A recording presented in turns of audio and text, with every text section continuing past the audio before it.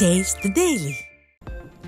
மே 18 முள்ளிவாய்க்கால் நினைவு தினத்தில் 1.5 லட்சம் தமிழர்கள் கொன்று குவிக்கப்பட்ட துயரத்தை நினைவுகூரும் உலகத் தமிழர்கள். கருணாநிதியின் பெரும் துரோகத்தால் உலகாண்ட தமிழ் சமூகம் உலகெங்கும் அகதிகளாய் தஞ்சமடைந்த நாள் இன்று.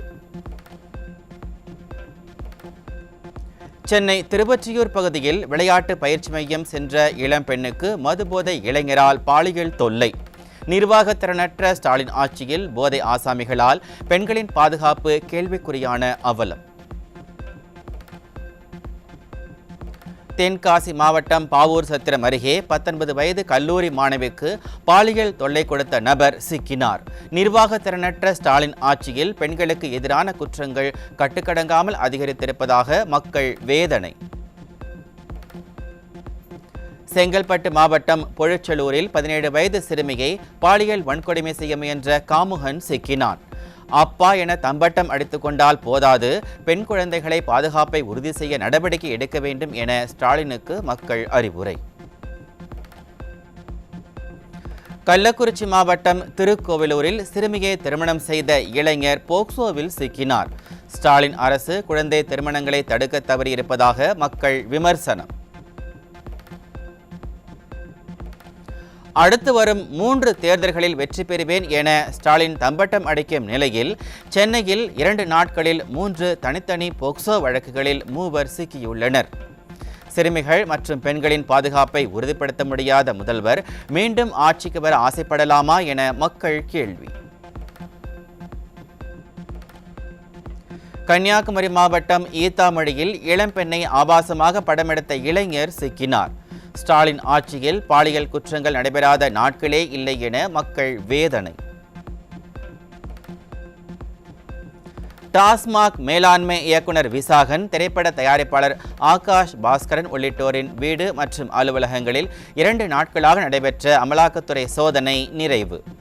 சோதனையில் பல்வேறு ஆவணங்கள் கைப்பற்றப்பட்டிருப்பதாகவும் அவை குறித்து விசாரணை நடைபெற்றும் என்றும் அமலாக்கத்துறை வட்டாரத்தில் தகவல்.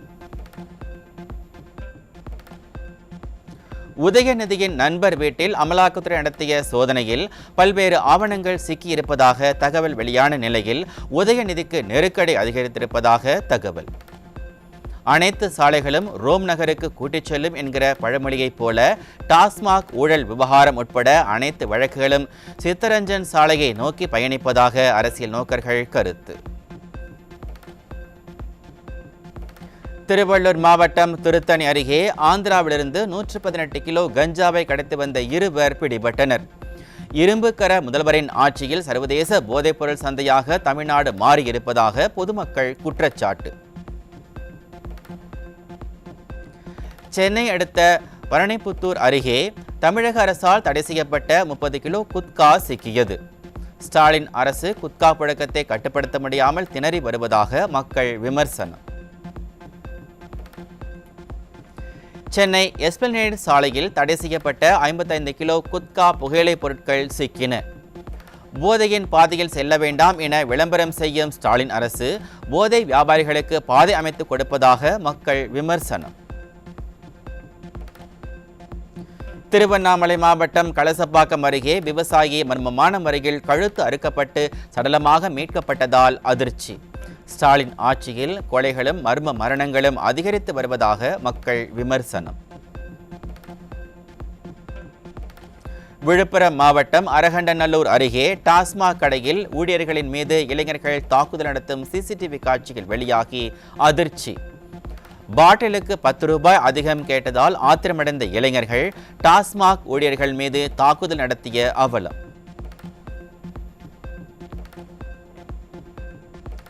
ராணிப்பேட்டை மாவட்டம் அரக்கோணத்தில் மாமூல் கேட்டு மிரட்டி திமுக கவுன்சிலர் உட்பட 4 பேரை அரிவாளால் வெட்டிய ரவுடி கும்பல். ரவுடிகளின் ராஜ்யமாக இருக்கும் ஸ்டாலின் மாடல் ஆட்சியில் கப்பம் கட்ட மறுத்தால் திமுகவினரின் உயிருக்கே பாதுகாப்பு இல்லை என மக்கள் விமர்சனம். கள்ளக்குறிச்சி மாவட்டம் கச்சிராபாளையம் அருகே வயதான பெண் சரமாரியாக தாக்கப்பட்ட காட்சிகள் வெளியாகி அதிர்ச்சி. சட்டம் ஒழுங்கு சந்தி சிரிக்கும் ஸ்டாலின் ஆட்சியில் பெண்களுக்கு எங்குமே பாதுகாப்பு இல்லை என மக்கள் விமர்சனம்.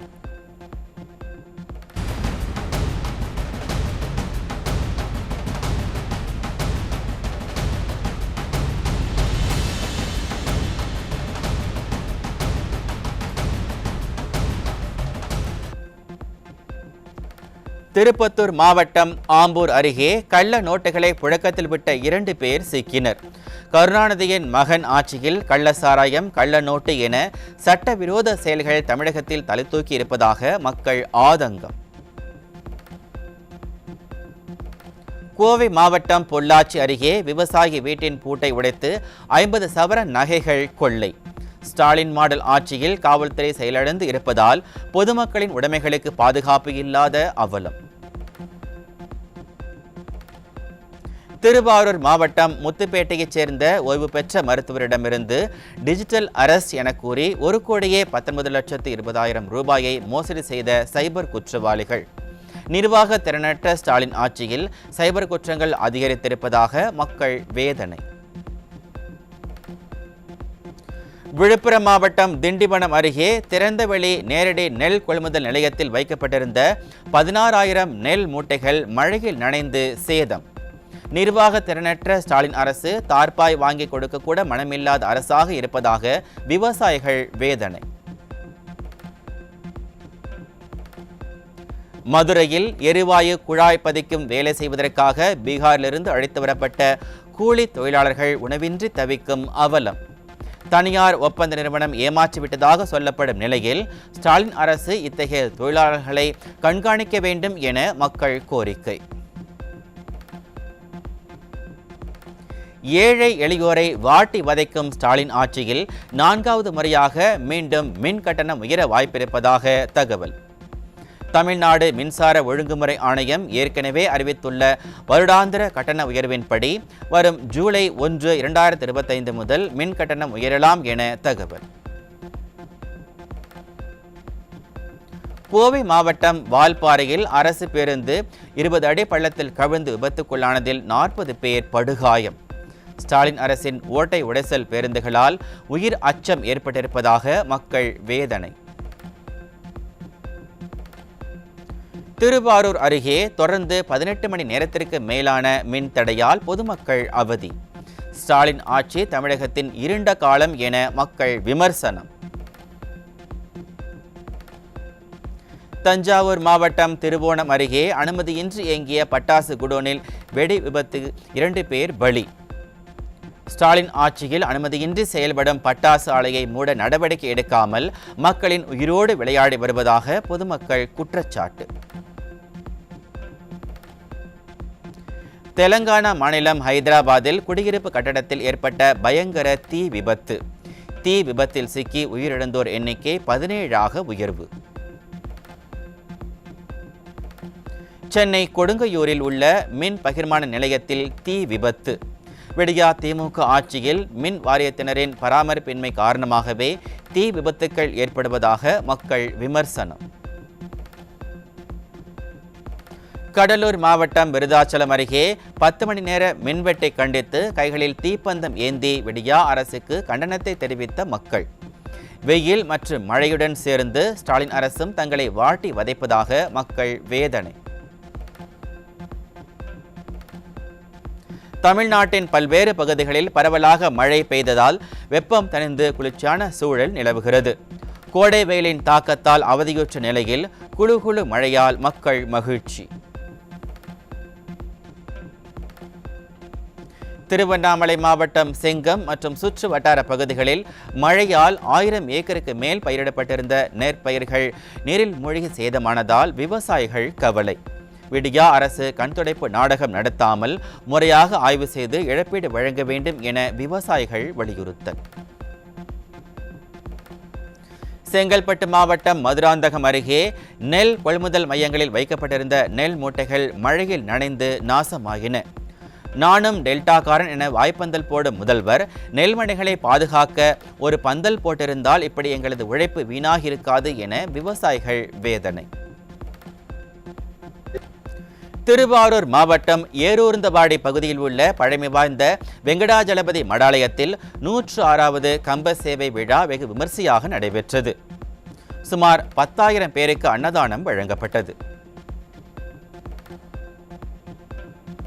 வேலூர் மாவட்டம் குடியாத்தம் பகுதியில் ஸ்ரீ கெங்கையம்மன் கோவில் சிரசு திருவிழாவையொட்டி விமர்சையாக நடைபெற்ற புஷ்ப பல்லக்கு வீதி உலா ஒரே நேரத்தில் 3 புஷ்ப பல்லக்குகள் கண்ணை கவரும் அலங்காரத்தில் வீதி உலா வந்த நிலையில் திரளான பக்தர்கள் பக்தி பரவசத்துடன் வழிபாடு.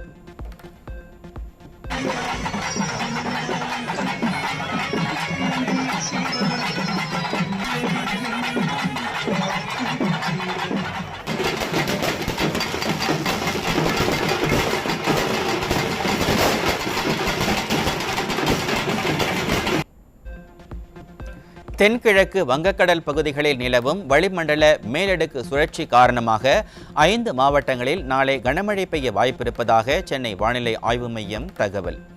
அடுத்த 4 நாட்களுக்கு தமிழகத்தில் ஒரு சில இடங்களில் அதிகபட்ச வெப்பநிலை 2 டிகிரி செல்சியஸிலிருந்து 4 டிகிரி செல்சியஸ் வரை படிப்படியாக குறையக்கூடும் எனவும் தகவல். ஸ்ரீஹரிகோட்டாவிலிருந்து விண்ணில் செலுத்தப்பட்ட PSLV C-61 ராக்கெட் 3வது அடுக்கும் பிரியும் போது தொழில்நுட்ப கோளாறு காரணமாக தோல்வி. தொழில்நுட்ப கோளாறு குறித்து ஆய்வு செய்யப்படும் என இஸ்ரோ அறிவிப்பு.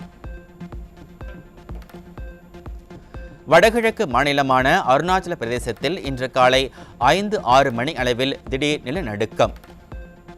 ரிக்டர் அளவுகோலில் 3.8 பதிவானதாக இந்த நிலநடுக்கத்தால் மக்கள் பீதி. மஞ்சுமெல் பாய்ஸ் திரைப்படம் மூலம் பிரபலமான ஸ்ரீநாத் பாசி நடிப்பில் உருவாகியுள்ள ஆசாதி திரைப்படம் வருகிற 23ஆம் தேதி திரைக்கு வர இருப்பதாக தகவல். படக்குழு அதிகாரப்பூர்வ அறிவிப்பு. நடிகை ஸ்ரீலீலா நடித்துள்ள ஜூனியர் படத்தின் ஃபர்ஸ்ட் சிங்கிள் நாளை வெளியாக இருப்பதாக படக்குழு அறிவிப்பு. காதல் கதைக்களத்தில் உருவாகியுள்ள இந்த திரைப்படம் வருகிற ஜூலை 18ஆம் தேதி வெளியாக இருப்பதாக தகவல். காசா மீது இஸ்ரேல் நடத்திய வான்வழி தாக்குதலில் 146 பேர் உயிரிழப்பு, 450க்கும் மேற்பட்டோர் காயமடைந்திருப்பதாகவும் காசா தரப்பில் தகவல்.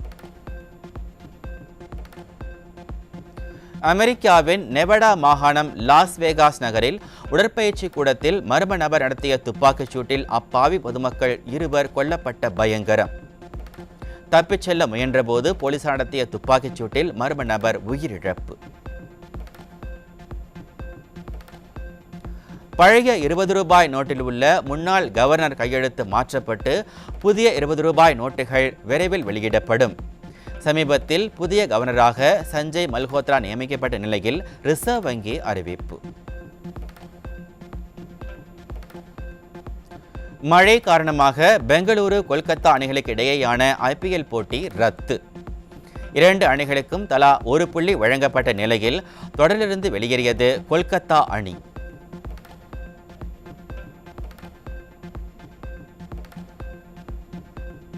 நடப்பு IPL தொடரின் 59வது லீக் ஆட்டத்தில் ராஜஸ்தான் மற்றும் பஞ்சாப் அணிகள் இன்று மோதல். ஜெய்ப்பூரில் இரவு 3:30 மணிக்கு நடைபெறும் போட்டியில் 2 அணிகளும் பல பரீட்சை. இன்று நடைபெறும் IPL தொடரின் 60வது லீக் ஆட்டத்தில் டெல்லி மற்றும் குஜராத் அணிகள் மோதுகின்றன. டெல்லி அருண்ஜேட்லி மைதானத்தில் இன்றிரவு 7:30 மணிக்கு 2 அணிகளும் மோதல். இத்தாலி ஓபன் டென்னிஸ் தொடரின் பெண்கள் ஒற்றையர் பிரிவில் இத்தாலி வீராங்கனை ஜாஸ்மின் பவுலினி சாம்பியன் பட்டம் வென்றார். இறுதிச் சுற்றில் அமெரிக்க வீராங்கனையை வீழ்த்தி வெற்றி வாகை சூடினார்.